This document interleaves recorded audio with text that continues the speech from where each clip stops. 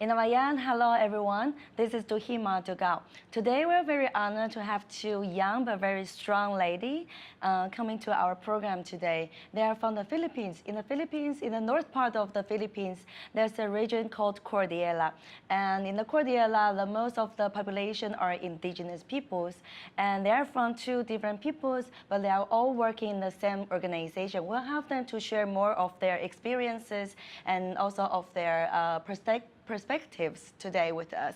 Let's have them introduce themselves first. Alma. Good evening, everyone. I am Alma from the Cordillera, Philippines, and I'm from Kalinga people. Okay, then we have Aisa. Hello, everyone. Good evening. My name is Aisa. I am from the Benguet, Kankanay, and Ibaloy tribe. Welcome. Thank you. And so as I say, you are all working in the same organization. I mean, one of the organizations that you are working together with. So maybe can you introduce first about DKK? What is DKK and what is things DKK doing? Dapayan ti Kultura iti Cordillera, or DKK, is a cultural organization, an alliance of cultural workers, of artists, and like supporters? Supporters. Yeah. Supporters of indigenous people's rights in the Cordillera region. And DKK works to safeguard our cultural heritage in the form of arts and culture. Okay. And do you remember when did you start working with DKK? I was 18 when I started working with DKK. Okay. Why did you start working with DKK then? I was studying in Baguio before, and I am detached with my community and a bit lost or confused with all the new things in the city. And when I met DKK, the organizers of DKK, it's like I came back to my roots because in this organization, you learn how to play the gongs that we use in our community in all the gatherings, the tungatong, the bamboo instruments, and I was what do you call this? Touched? As a college student, I was looking for a group to belong with, and I feel the belongingness in the group because of the connection to my roots. How about Aisa?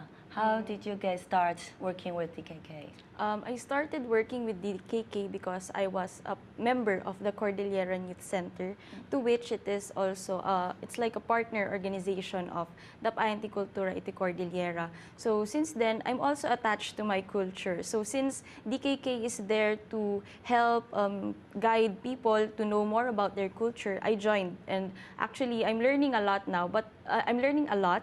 And until now, I'm still learning on the different culture that we have. You mentioned about the Cordillera Youth Center. Can you also maybe make a brief introduction to the youth center? Yeah, Cordillera Youth Center is like the center of all youth organizations in Baguio City and even in the Cordillera region.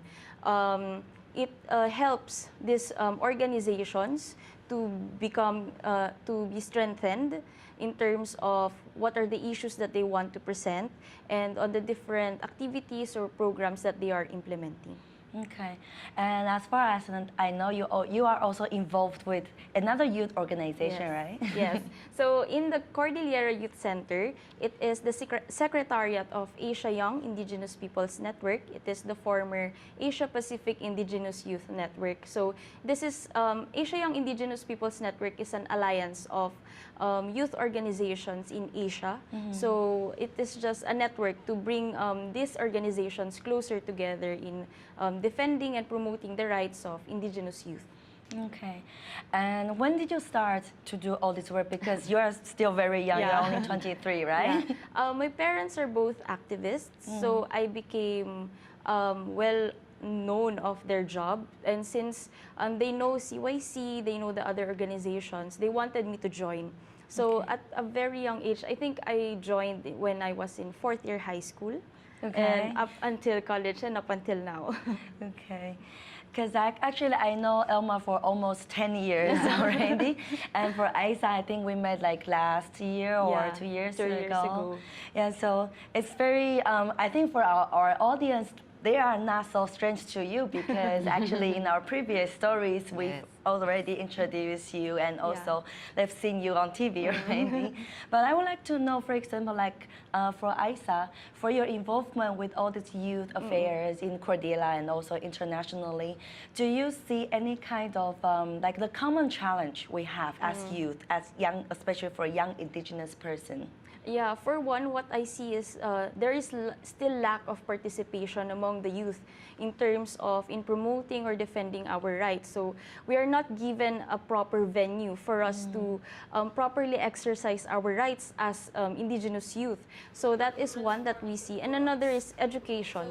In terms of education, not all youth can actually attend school. Even in the Philippines, they have to walk 4 hours just to go to their school, and which is actually upsetting for us because the youth should be educated so that they can further, how do you call this?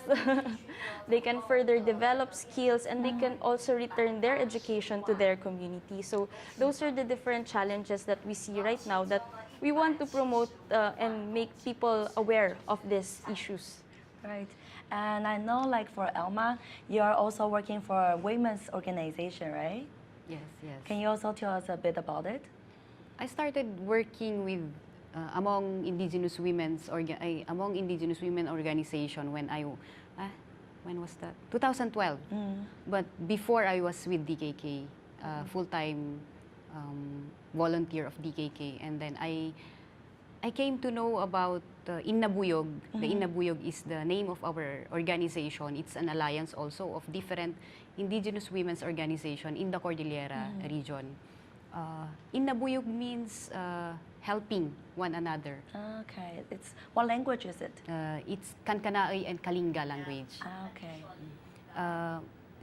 This is an organization that do campaign activities to organize the women, young to the elderly women, so that they can be together in defending the rights of our people and defending our ancestral land, because we recognize that women, even before, are very strong in the defense of our lands and resources.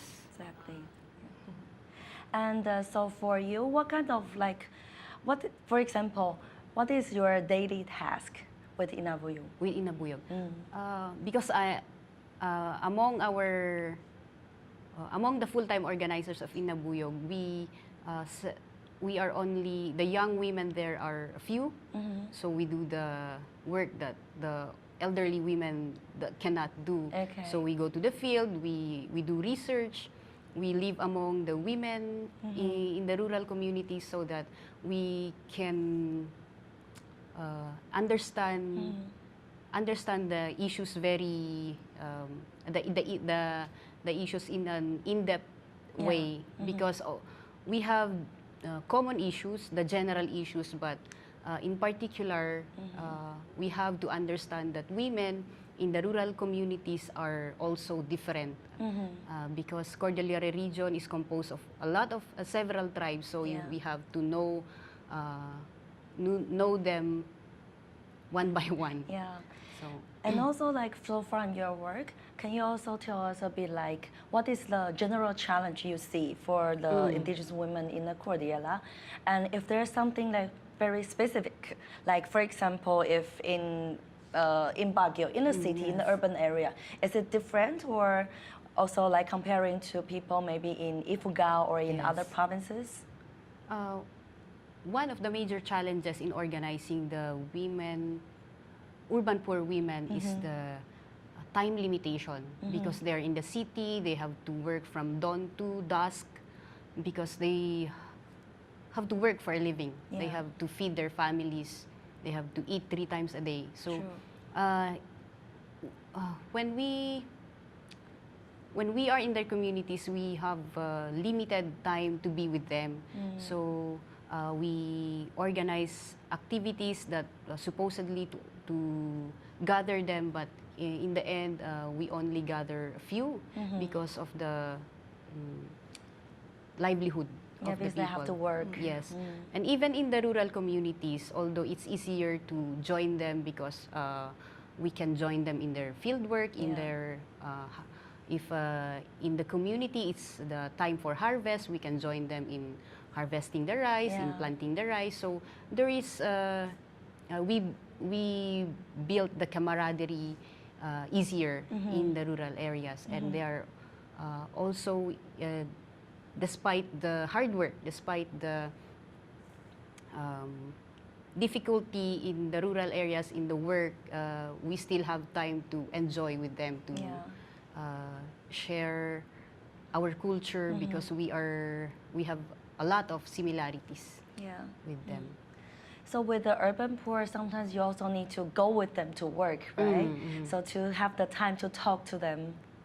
In the urban, it's different in the urban poor communities, because the indigenous women there who went to Baguio City to work, their work is in the factories, in what do you call this, in service providing sector, and even in the informal sector. So in the informal sector, we can join them, but today it's difficult because the situation now is tighter. The police officers are chasing them on a daily basis, and we find it very difficult to because sometimes because of the situation, because the police chase them daily, they are afraid that if we join them, it will be more difficult for them, for their livelihood. For example, like street vendors. Yes. Okay. Yeah, and as you mentioned about like the situation now, because from news in Taiwan, we can always see that the new presidency, that they are like chasing after the drug dealers. They are like tighten a lot of policies on even like tobacco and all these things.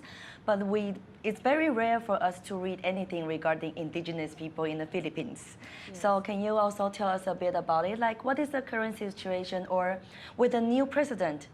Is there something different? I bet it's very different. Then maybe you can also share a bit with us. Yeah, even with the new president, the situation of indigenous peoples is still the same, because the IPRA law, or the IPRA Act, is still there. The IPRA law should be and shall protect the rights of indigenous peoples. However, what is happening right now, it's different. It's not protecting the people, rather than it's protecting those like the president or the people who want to enter the community. For instance, big mining companies. So in the law, the big mining companies should apply to the DNR and the different agencies so that they could enter our communities. However, the IPRA law is allowing even the Mining Act of 1995, for instance, they're allowing mining companies to enter in our communities to mine and then get all the gold and bring it to their country without leaving anything for the community. So in terms of the situation, it's still the same. We are still discriminated. It still lacks basic social services. We are nationally oppressed. And it's worse now because I don't know. It's because for us, when he was doing his campaign, presidential campaign, I think he also claimed that he has partial indigenous blood from the south, right?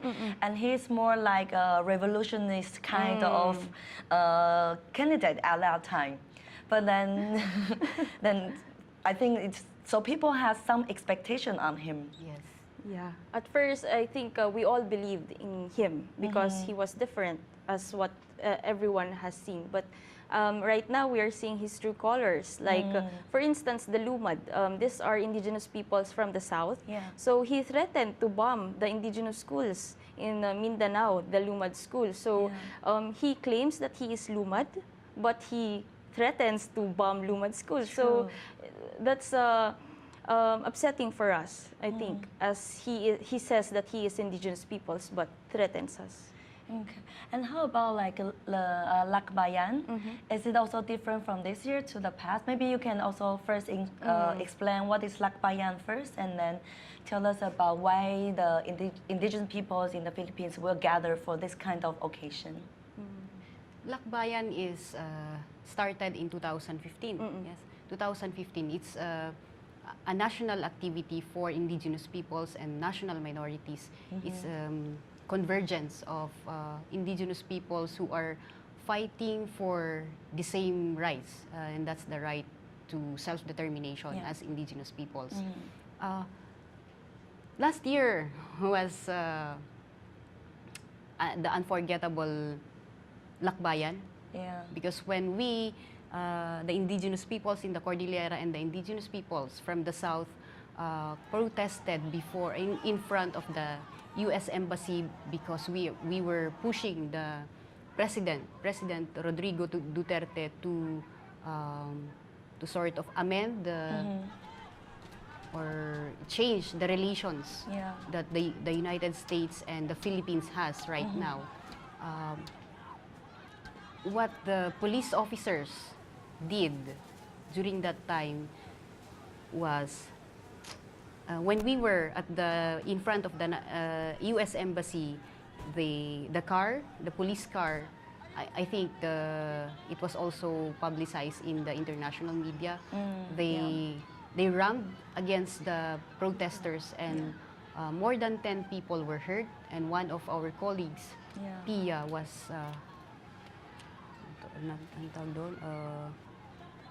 I think she hurt her leg, right?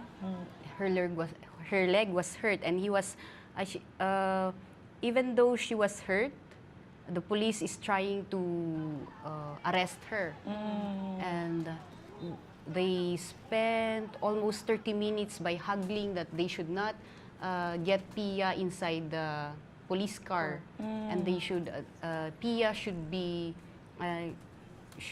facilitated for the medical services that she needs, and that the police officers should not be the one to take her to the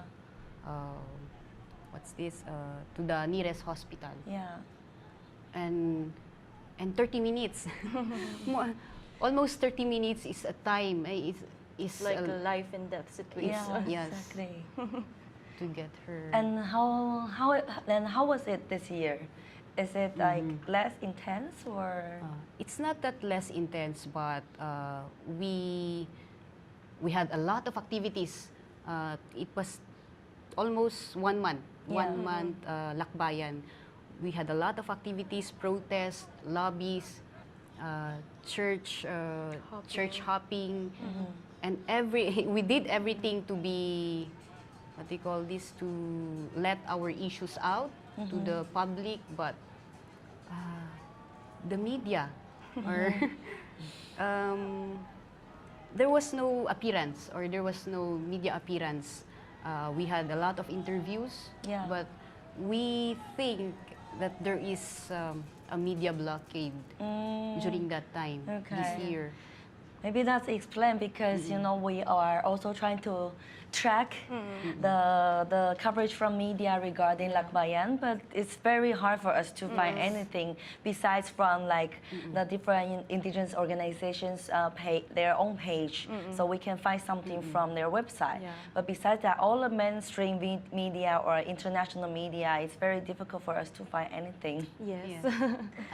I think they learned their lessons last year. They were last year, all our activities were featured because of the police brutality, and now they follow us. Yeah, that's something also very harsh in a way, because they are not thinking about to be, you know, not to use violence to fight against the protest, but they block the media to block the information. But with all this kind of situation, that's because you are working more with youth and you are working more with women. Do you find a way that is easier, or in a way more accessible for you to communicate with the target that you want to communicate with? For example, like one I would like to ask is, for example, DKK use a lot of cultural forms, different artistic forms to express the issues and demands and all these things. So I would like to know, do you also find that very useful, not only to your own people, but maybe internationally? Yes. For one, the cultural forms such as theater, music, and dances is very appealing to people. If you do a PowerPoint for 20 minutes in a community, they will get Fall sleepy. asleep. Yeah. But if you do a cultural form by means of dancing or theater or songs, you would actually catch their attention, and it will retain in their memory those kinds of actions. And for now, in the Asia Young Indigenous Peoples Network, we also use social media.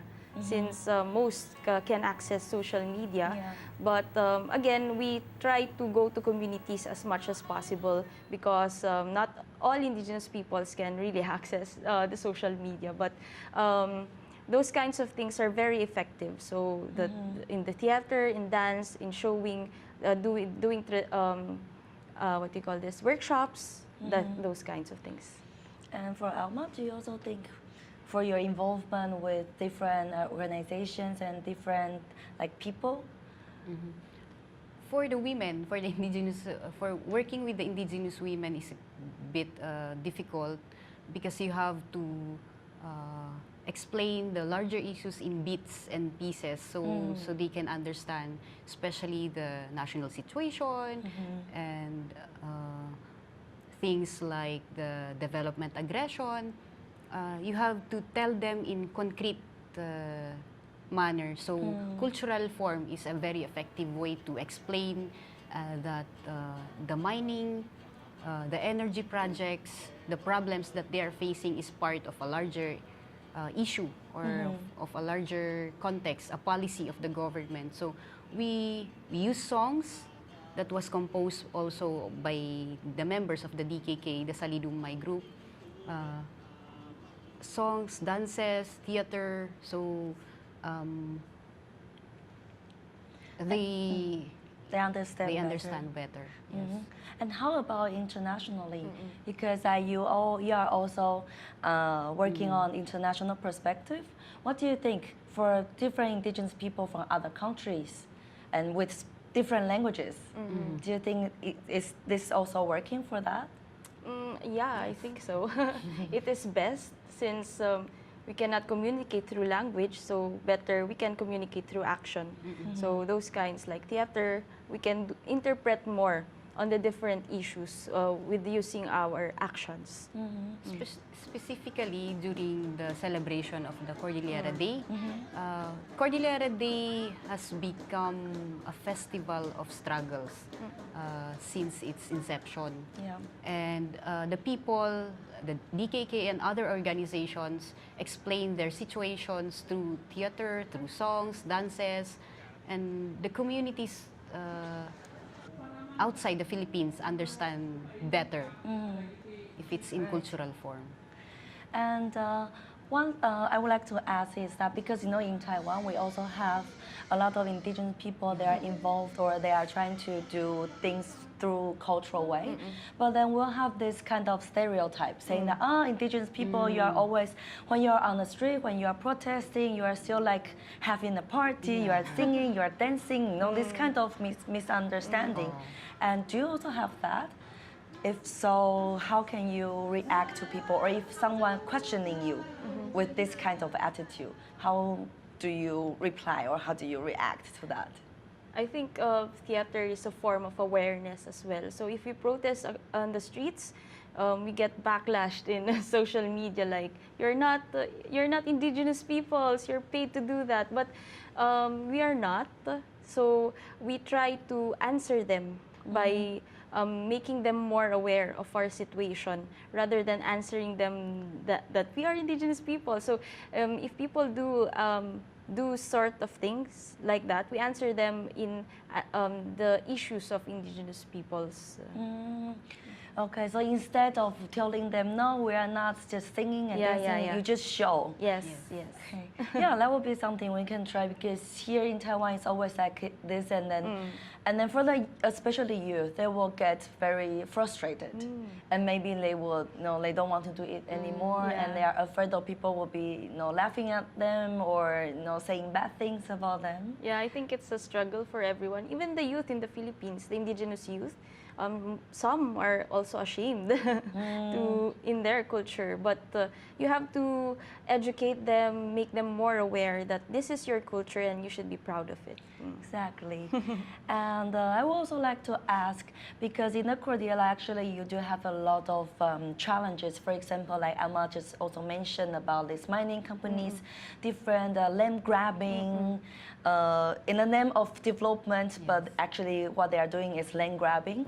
And also there's a lot of oppression against especially women, right? Yes. And I know that recently there's some incident happened to the indigenous women in the Cordillera. Can you also tell us a bit about that? There are 5 women human rights defenders who are accused by the military of trumped-up charges such as homicide. So they accused them to be part of an encounter with the rebel group. So they're part of a rebel group and they were attacking the military. However, it is not true. So this is just to silence them.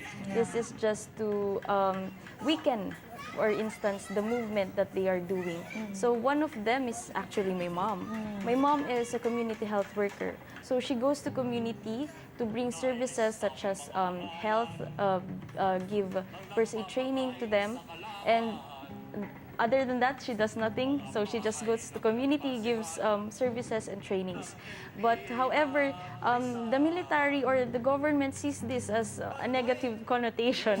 Like we as NGOs are providing the services that the government cannot give. So why attack us with those kinds of accusations? So right now they have 2 trumped-up cases, and just recently, again, my mom was included, and she's now just only 1. Okay. So they're doing that just to silence or weaken the movement. And what kind of action do you have now to bring the issue to the broader society, and also what kind of how do I say that? Like, if you do any kind of like rescue actions to these ladies? So right now we have a petition signing, online petition signing. It's Women Against Tyranny. Women Against Tyranny. So you can check it out at change.org. It's Women Against Tyranny. So we're piling up some signatures so that people be more aware. Also, we bring this, like here in the international arena, the different issues of women, so that people are aware of the situation. And also, we just gain support right now. So what we do is to give support also to these women that are having this situation right now. Right. Thank you very much for sharing so much with us today. And by the end of the interview, do you also have something like some final sharing you would like to tell our audience, or especially the young people in Taiwan who are maybe would like to join like cultural work, or they are interested in getting involved with organizational work? Can you maybe have one sentence to encourage our youth in Taiwan? You will start. So, calling all the indigenous youth in Taiwan, join the organizations that promote and defend the rights of indigenous peoples here in Taiwan. Also, Asia Young Indigenous Peoples Network is open for any organization or individual who is willing to join our network. Elma, do you want to say something? For the indigenous youth, it's our duty to defend our ancestral land, to defend our identity, and to fight for our rights as indigenous peoples. Our ancestors have defended it for us to live, and it's our duty to also continue. Right. Thank you very much for Thank all the you. sharing today, and hope that one day we will be all strong and like you, and also like no matter where we are from, no matter we are in Taiwan or in the Philippines, we can be all working together and to fight for our ancestral land and also, of course, our cultural heritage. Yes. Thank you.